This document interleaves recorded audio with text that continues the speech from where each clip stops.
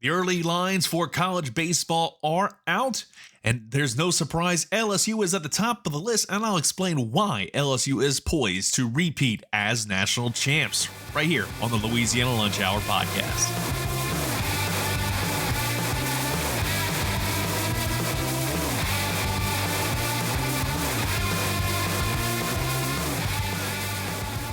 And welcome everyone to the latest edition of the Louisiana Lunch Hour podcast. Appreciate you as always for listening in. If you haven't already, make sure you subscribe today wherever you get your podcasts. Also, subscribe to us over on YouTube.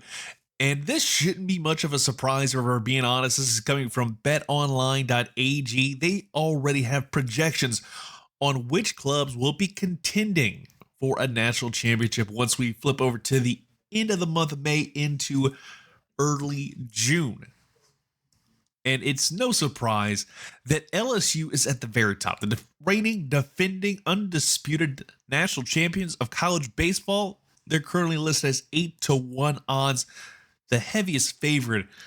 And it is a stacked group, to say the least. Meanwhile, the Louisiana Raging Cajuns, for what it's worth, are currently listed as 300-1 odds. So maybe throw a few shekels that way if you're feeling froggy on the Cajuns, because they seem poised to do some really good things heading into the 2026 season.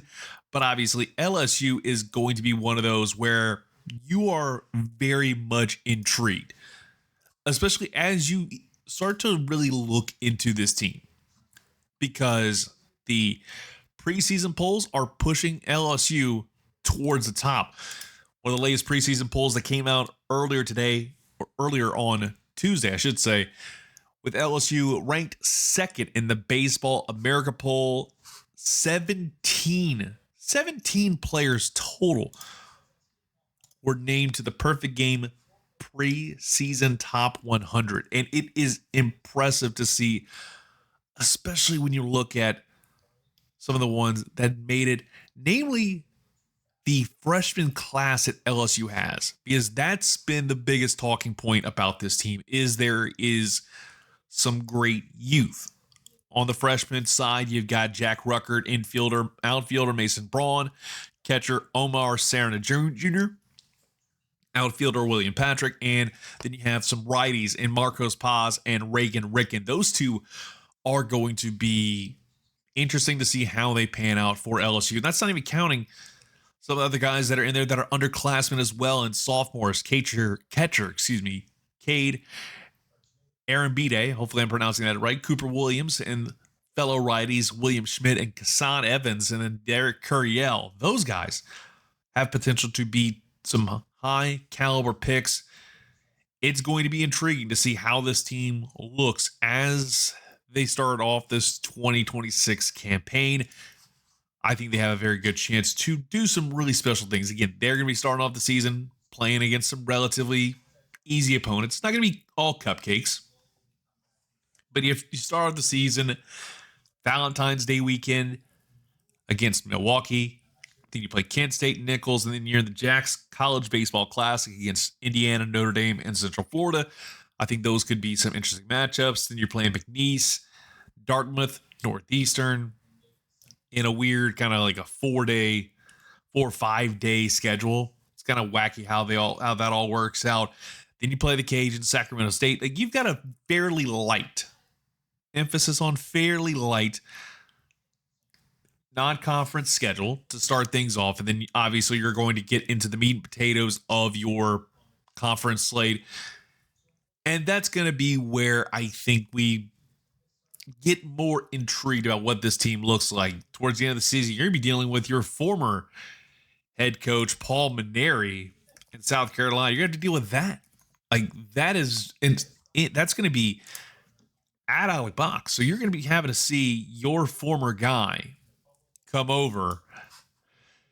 And who knows how that's going to go. That's just going to be intriguing in and of itself. The fact that Mainieri came out of retirement to be part of the University of South Carolina.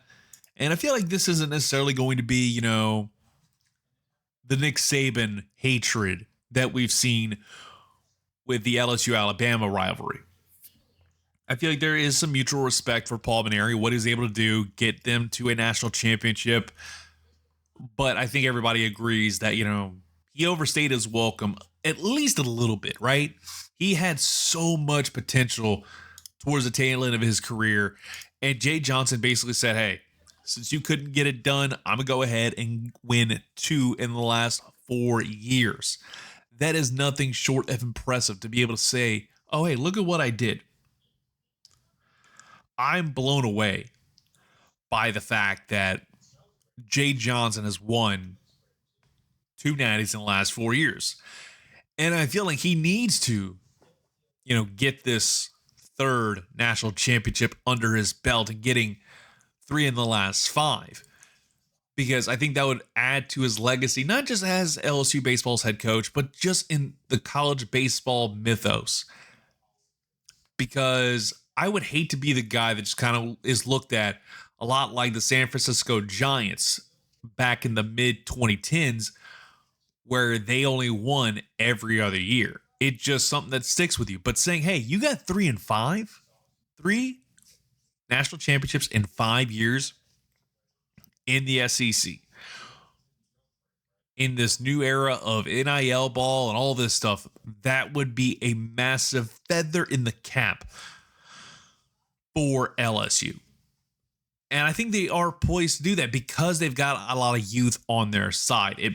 If they don't win it this year, I think more likely than not, it does become a situation where it's every other year. LSU seems like they could win a natty. But they've got a lot of guys that I am intrigued in. Those freshmen I mentioned. I think that's where I'm supremely interested, is how good that team is going to be with the freshman input in there. Because we've seen it a lot over the years, regardless of level of play, is the younger guys, they seem like they are going to have a minute to kind of build. But it seems to me, based off of what Jay Johnson has said,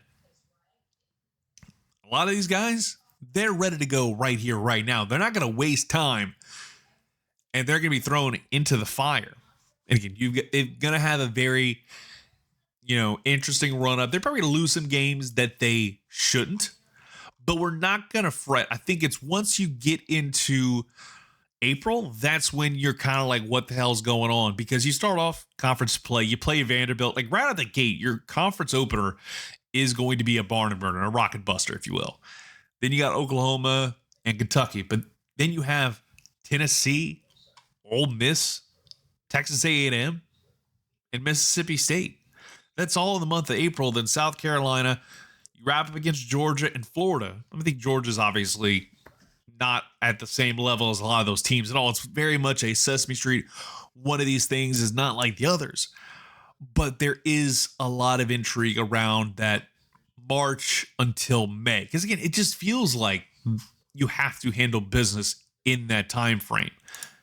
I know at the end of the day, you need to win as many games as possible to help secure a spot in a super. That's what the goal is, I think, for this LSU team, is to do what they've done in the past and do enough to be one of those teams that's going to host not just the regionals, but also the super regionals to set you up for a big run in Omaha. They've had some great players come through, with Jay Johnson leading the program to its new level, to this new era they're at.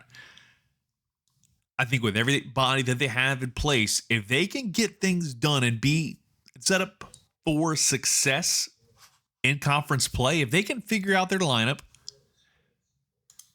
I feel like there is no doubt in my mind that LSU baseball is going to win a national championship in 2026. And I surprisingly feel way more confident now than maybe I did a month ago. It's been more me looking at the lineups and seeing how everything looks and hearing all the hype. And again, it may be rat poison, but at the same time, sometimes you just got to taste the cheese a little bit, because you'll only know that way.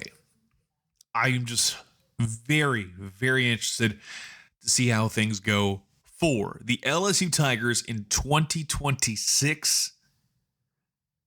And I feel like they are going to progress in a way where they're going to wind up being scary good at the right time. Again, you've got to handle business in early March into the month of May. That is going to be an incredibly difficult run of games you're going to have to deal with. Like right out of the gate, you got to deal with Vandy. And Vandy is always going to be a team I think this program has to turn up for.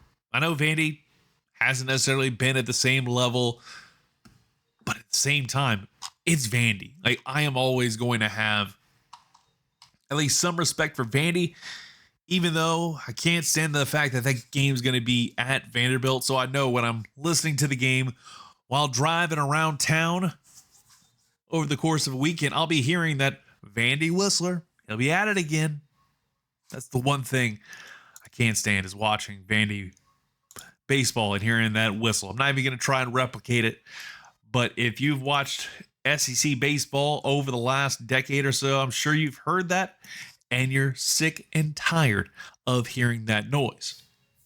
But nonetheless, it is going to be fun to see what this LSU baseball team brings to the table. And I'll flip it over to some Cajuns talk for just a minute because they got some good news today. And what is that good news, you ask?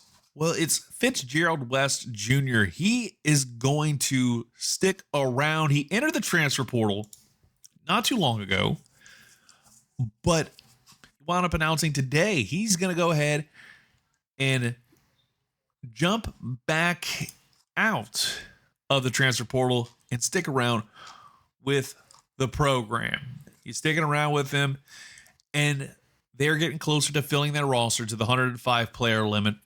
That's huge to see Fitzgerald West do that.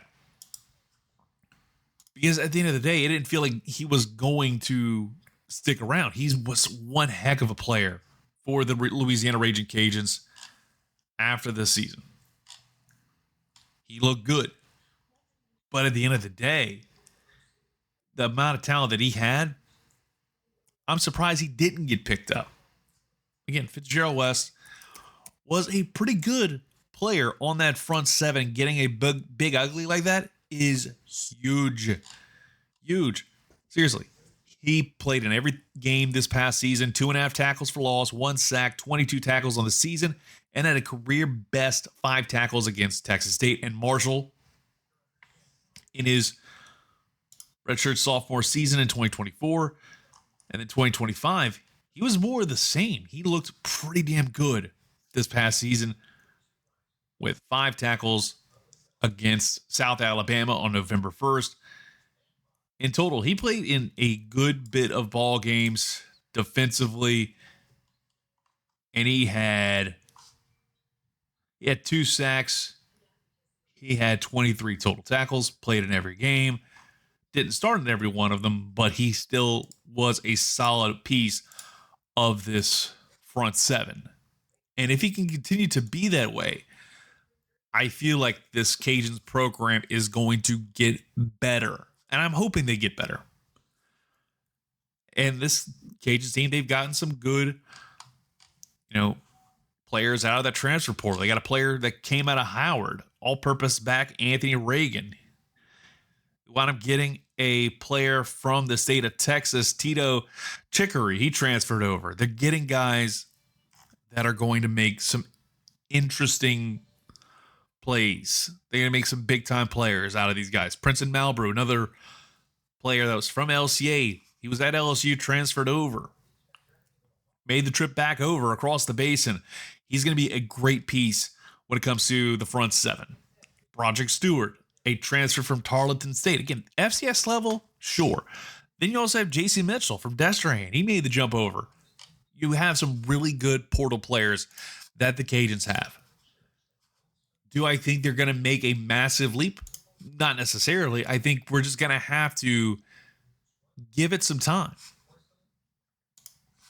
But I think there is a lot more faith in this team than there was at the end of the last season.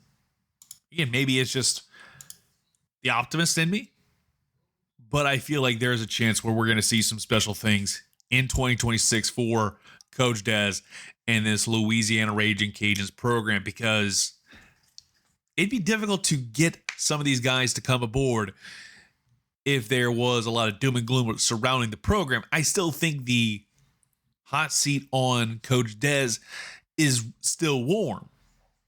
But you're going to have to give it some time. And more importantly, see how this thing goes as you progress through the 2026 season. I think if you struggle in conference play, that hot seat is going to get warmed up just a little bit more. We'll talk about that and so much more over the weeks and months to come once we hear more about what's going on in spring practice. But until then, we'll talk to you tomorrow. Appreciate you listening in to the Louisiana Lunch Hour podcast.